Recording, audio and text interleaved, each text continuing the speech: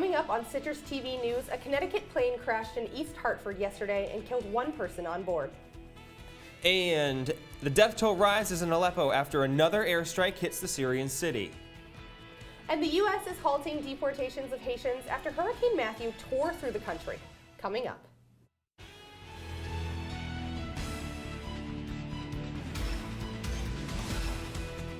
From the Citrus TV studios, this is Citrus TV News live at 6, your campus news leader. Good evening and welcome to Citrus TV News live at 6. I'm Meghan Mistry. And I'm Nick Papantonis. Let's take a look at tonight's top story.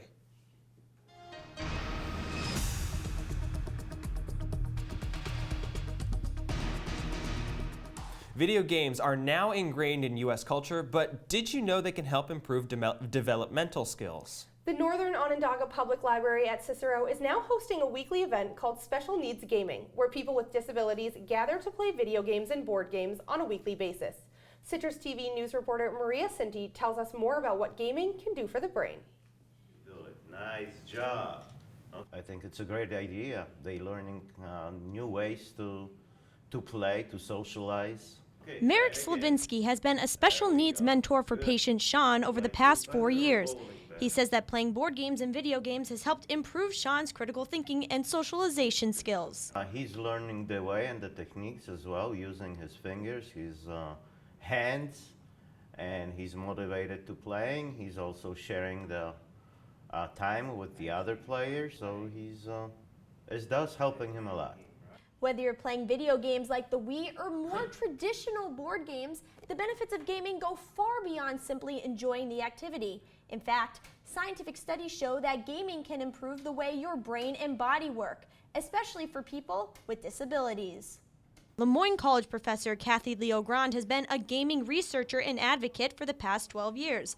She says scientific studies show that playing video games and board games can improve people with disabilities' strategic learning, socialization, and teamwork skills by 50%.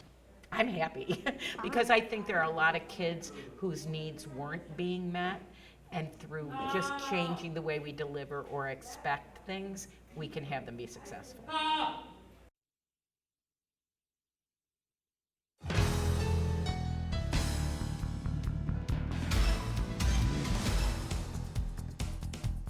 The Campus Framework Advisory Group is adding new members. Chancellor Syverud approved several trustees, students, faculty, and staff to join the group. They will replace others who have graduated or moved on from the university. This is happening as the Framework Plan enters a new phase, including building the Veterans Resource Center and renovations to Archbold. Shine Student Center is getting ready to rock. The University Union's Bandersnatch concert series opens tonight with the Sam Felt and Hotel Garuda. The concert takes place at 8 p.m. Tickets can be purchased through the Shine box office for $5. The concert series hosts up-and-coming artists. Some past artists have included Chance the Rapper, Steve Aoki, and Walk the Moon. Syracuse held a memorial service at 2:30 this afternoon for Pippin Yuan. He was the junior killed in the Springfield Garden Apartments in DeWitt last month. Yuan was from Beijing, China, studying math in the College of Arts and Sciences. The university is offering counseling services to assist anyone grieving his death. Students are asked to contact the counseling center. This Friday, former Philadelphia Mayor Michael Nutter will be speaking at Maxwell Auditorium. In his 2 terms as mayor, he lowered Philadelphia's murder rate to the lowest it's been since the 1960s. Nutter will speak on the Athenian Oath and leadership in America. Students who have spent time in Maxwell may recognize the oath as the words on the wall located around the statue of George Washington. The event begins at 4 p.m. and is free to the public. And the Syracuse University Theater Group first-year players performed a flash mob just after 12:30 this afternoon in the Shine Student Center. The flash mob was to promote their next show, Big Fish. FYP danced to the song Out There on the Road from the Modern Musical. The flash mob was a way to help promote the show and attract freshmen who are interested in theater. Auditions for FYP are in January after winter break. Coming up, a plane crash in Connecticut. And Russia is denying accusations from the Clinton campaign involving email hacks. Another cold start to the day, but by the afternoon we had bright and sunny skies, temperatures reaching into the low 70s. Find out if this beautiful weather will hold out for the rest of the week in my full weather forecast coming up.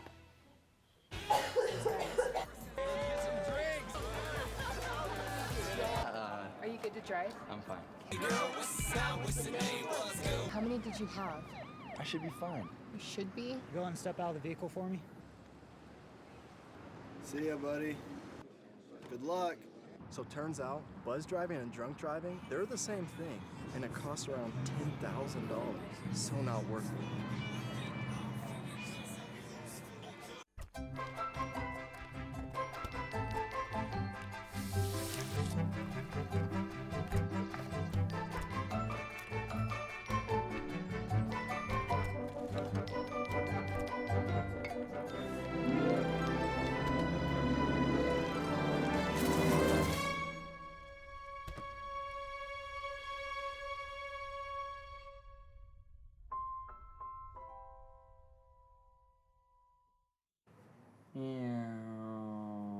No.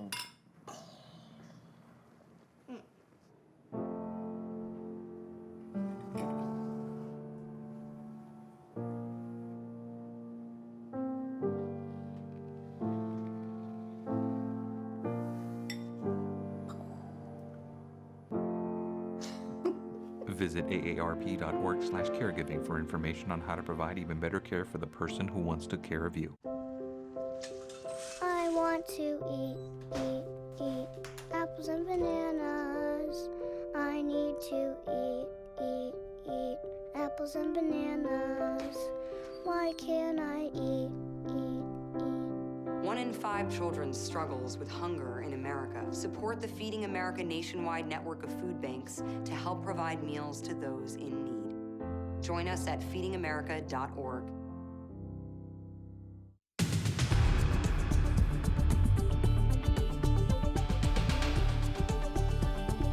We come back with breaking news. The CEO of Wells Fargo has retired effective immediately. John Stumpf announced his retirement just minutes ago. This comes as Wells Fargo has been under fire in recent weeks. It was revealed that employees at the bank had opened about 2 million accounts without customers' approval. This led to Wells Fargo paying a $185 million fine. Stumpf also testified on Capitol Hill last month defending the bank's practices. The board of directors announced that Wells Fargo president Tim Sloan will take over as CEO.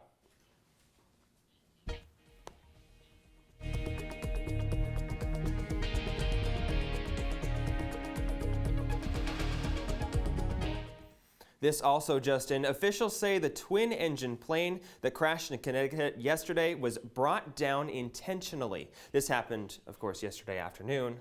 One person was killed in the crash and the pilot taken to the hospital. He's expected to survive. The flight instructor told investigators he and the pilot struggled in the cockpit, and the pilot was frustrated with his family and did not want to become a pilot.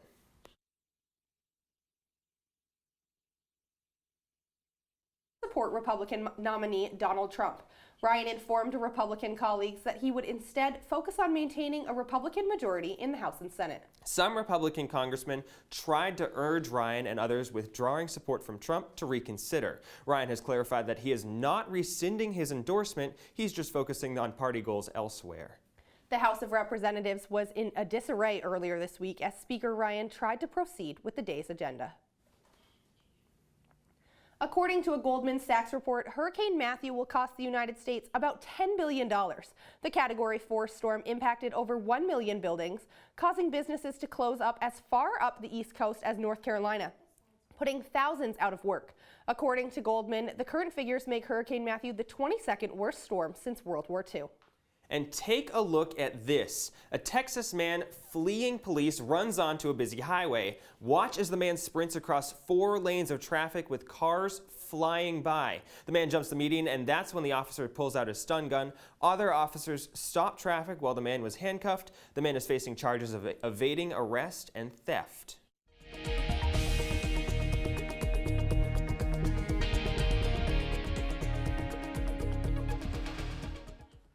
On Tuesday, more of Hillary Clinton's emails were hacked and released by WikiLeaks. Clinton campaign chairman John Podesta says he believes the Trump campaign had advance warning about the release. Podesta also said Trump and Russian intelligence have been in contact. The Russian foreign minister says his government wasn't involved in the hacks. Well, it's flattering, of course, to get this kind of attention for a regional power, as President Obama called us some time ago. Now everybody in the United States is saying that it is Russia which is running the United Nations presidential debate. It's flattering, as I said, but it has nothing, to be explained by the facts. We have not seen a single fact, a single proof, and we have not seen any answer to the proposal which 1 year ago, almost 1 year ago, November 2015, the Russian Prosecutor General's office.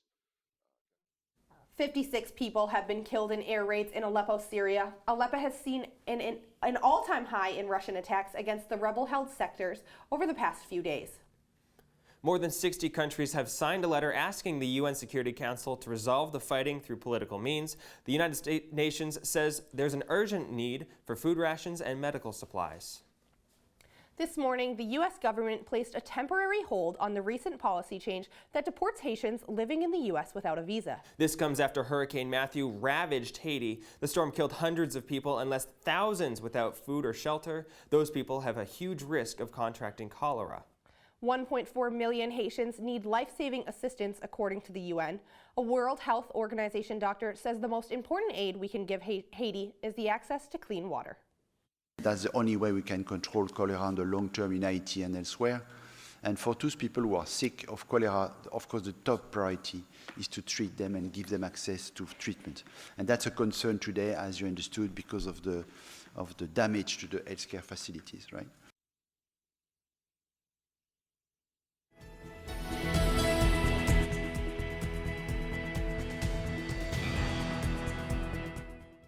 Well, we may have avoided Hurricane Matthew here in New York, but Lindsay Wolfson, I guess, has been telling us that we're expecting some rain later in the week. Yes, Lindsay. What's going on over in weather? Well, today we saw beautiful weather. Woke up this morning, it was a little chilly, temperatures in the 50s, but by the midday, temperatures were in the low 70s. Felt absolutely gorgeous out. There was no precipitation on the horizon. Absolutely gorgeous sunny day, and currently temperatures are about 71 degrees. Now, as we look at temperatures across the region, you can see that most temperatures in our area are pretty on par with how we are today. High 60s, low 70s, as we get a little bit more towards the west of New York, mid 70s, but for the most part, very consistent and pretty warm for October. So it's definitely nice to see all that sunshine and warmth. Now, as we take a closer look at our Doppler radar, now, unfortunately, that beautiful weather is not going to stay. We're definitely going to start to see some precipitation, as you can see from this huge grain mass moving across the screen. This is going to indicate a lot of precipitation tomorrow morning, and there will actually be a 90% chance of rain tomorrow morning and even a little bit of rain tonight. Temperatures are going to drop this evening to around 59 degrees. Again, humidity is on the rise because that rain is definitely coming tomorrow morning. But as soon as we wake up tomorrow, there is a 90% chance of rain. So if you're heading out to class, make sure to grab that umbrella. It's going to be extremely rainy out, and the humidity is going to be very high as well at around 79%. Temperatures in the high 50s. Closer look at tomorrow, 57 when you wake up, 58 at noon, 55 at 6 p.m. Pretty consistent temperature, but again, it's that rain that's really going to add a little bit of chill, especially with that wind front that's coming. Now, as we take a closer look at the temperature for the next 7 days, today was the highest temperature we're going to be seeing for the next 7 days. It's going to drop tomorrow, this weekend, and then hopefully by early next week, temperatures will go back up into the low 70s, high 60s, and hopefully we'll have a little bit more sunshine. Now, as we take a closer look at our 5-day forecast, we can see that tomorrow there's a 90% chance of rain, as I said before, and temperatures again 58 degrees. The low will be 39, so if you're heading out, make sure to grab that sweater. Friday is going to be around 57 degrees. No rain, thankfully. It's just going to be a nice chilly fall day. And as we look, Saturday is definitely going to be a little bit warmer. Temperatures are going to be at 64 degrees. No rain on the horizon, which is always great to see. But unfortunately, Sunday we're going to see quite a bit of rain. 70% chance of rain on Sunday with temperature high at 70 and 67 degrees. On Monday with, again, a long, strong chance of rain, but hopefully by then, skies will start to clear up. So, Lindsay, it's the question I ask almost every single week now. We see a lot of rain in the forecast. When is that rain turning a little bit more white?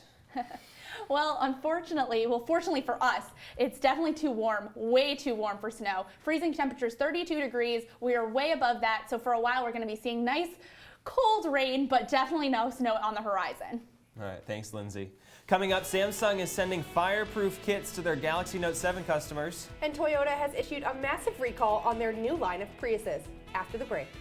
Adventure can be found anywhere, but the best place to start is in the forest. I spy something beginning with S. Snow? No. Snow-covered trees? Nothing to do with snow. Head outside to discover incredible animals and beautiful plants that come together to create an unforgettable adventure. Wow. So grab your loved ones. Don't even. And explore a world of possibilities. Come on, this way. Visit discovertheforest.org to find the closest forest or park to you. You've messed up your son's haircut. Mom? Do you A, try to fix it? Like it never happened. B, work with what you got? Or C, show solidarity? Thank you, babe. As a parent, there are no perfect answers. But you don't have to be perfect to be a perfect parent. Thousands of teens in foster care will love you just the same. I see you mobbing over her. Let's go. Let's mob. Let's crawl. Let's crawl. Let's crawl. Hey, yo, we mobbing. Come on, girl. Let's crawl. Hey, yo, let's crawl. Hey, yo, let's crawl. Hey, let's crawl. Hey, yo, let's crawl.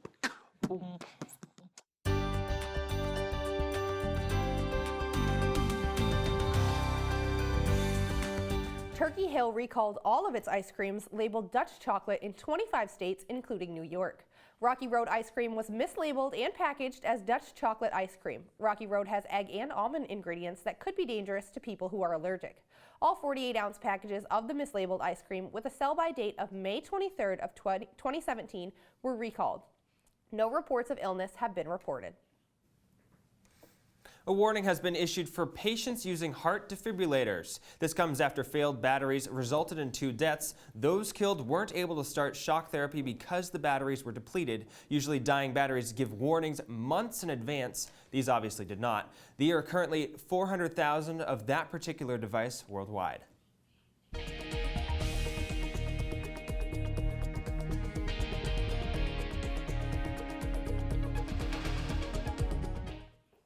Get this, Samsung is sending Galaxy Note 7 owners fire-resistant packages. The boxes are intended to act as a safety measure when returning the phones. The Galaxy Note is under heat for catching fire or exploding. Samsung is expected to receive over 1.5 million phones in returns. The company notes that those who bought the phone on their website should check the site for recall instructions. And Toyota is recalling its new Prius after reports of a dangerous defect. The Japanese company announced that the parking brake of the car could become inoperative, causing the vehicle to roll away. Toyota has received reports of crashes, injuries, and death. The company is recalling 340,000 cars of the 2016 and 2017 Prius. Toyota is offering free repairs for the brake defect starting in November.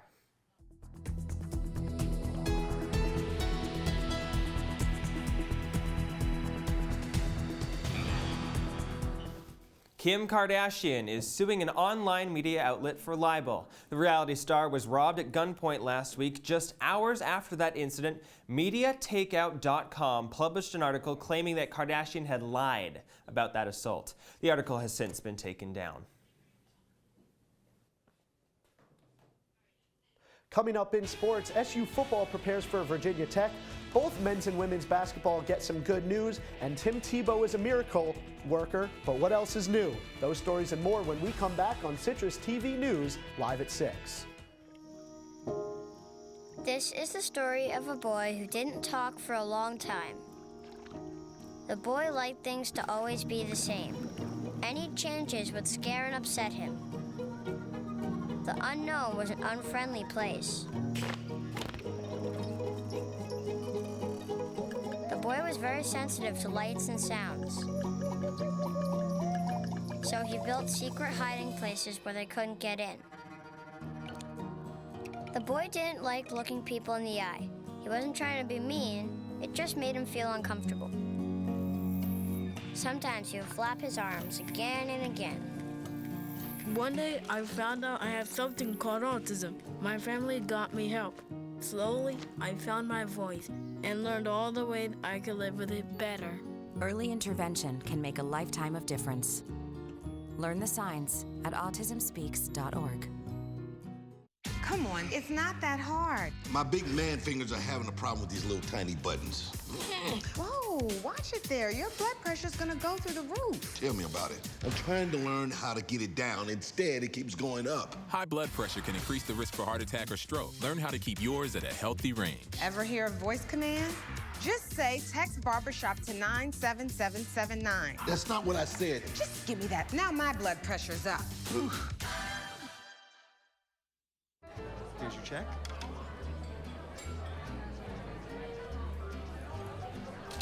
Oh, you got it.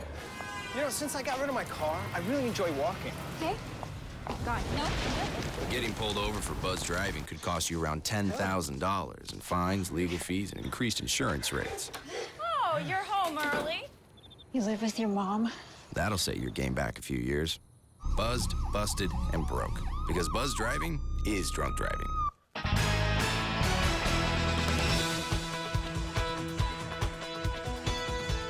Welcome back. After 3 straight games away from the Carrier Dome, Syracuse football is back at home this week. The Orange's opponent is Virginia Tech, who have surprised the college football world with a 4-1 start. Tech was a winner of 2 key games early in their season, beating Duke and North Carolina to gain a national ranking. And this Saturday, the 17th ranked Hokies travel to Central New York for the first time since 2002. When they lost to Syracuse in a double overtime thriller, 50-42. Now 14 years later, Dino Babers and his squad are preparing for their matchup with the high-powered Hokies. Virginia Tech's defense is, they're really good. The front 6 and front 3, those guys can rush, so it's going to be a tough game, but I'm looking forward to, being back in the dome. They're pass rushers, they can rush, and, they got a lot of guys in the backfield, and they're athletic, and they're long, so it's going to be a great challenge, and they've had a lot of success over it.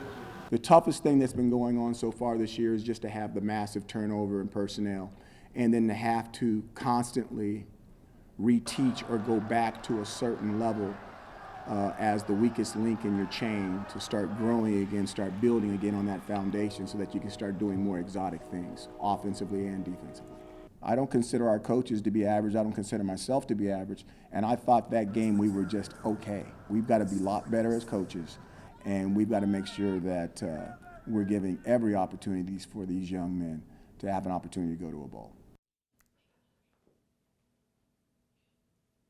As Syracuse continues their quest to get to a bowl game, we'll continue to provide you with football coverage all season. After Saturday's game, Orange Press Pass will be live from the CitrusTV studios. No matter if the Orange wins or loses, we'll have you covered with post-game highlights and analysis right here on OTN. Big news for SU women's basketball. The Orange is ranked 4th among ACC teams this preseason. This is the highest Quentin Hillsman's squad has been predicted to finish since Syracuse left the Big East 3 years ago. Today's media day also brought good news for Alexis Peterson. The senior guard was selected to the preseason All-ACC team. The women's basketball season tips off next month against Rhode Island. On the men's basketball side, Jim Boeheim announced today that freshman Matthew Moyer is fully cleared to play. The forward has a foot issue that has been sidelining him during practice since he arrived on campus. Although the status of his health isn't completely clear, it's a good sign that he'll be working in contact drills with the team. And in the NFL, the Jets have lost star wide receiver Eric Decker for the remainder of the season. Decker went down with an injury in Week 2 against the Bills and has missed Gang Green's last 2 games. Doctors say Decker has a partially torn rotator cuff and will undergo surgery. Average recovery time for the procedure is around 8 months. In baseball, both MLB playoff games ended with 6-5 scores last night. First, in San Francisco, the Cubs punched their ticket to the NLCS with a win over the Giants. Then further down the West Coast, a clutch-hitting Dodgers team beat the Nationals to even their series at 2 games apiece. Game 5 will be in Washington tomorrow night. And he might not be in the majors yet, but Tim Tebow is working his own miracles in the Arizona Fall League. Video shows the Mets' new signee comforting a fan who had a seizure in Arizona's 100-degree weather. Despite his good deed, the former quarterback went 0 for 3 in his Fall League debut. So, Connor, I'm pretty excited about this weekend's game. I have season tickets and I'm hoping to go. Do you think that Cuse has a chance to win? I think Cuse does have a chance if they play to the best of their abilities. Virginia Tech has been about as good as they've really ever been since the Mike Vick days, and they're really good, and they're going to come to play. I don't know if we'll get a win, but it should be an exciting game nonetheless. I'm going to go with the Hokies. All right, thank you. We'll be right back after this break.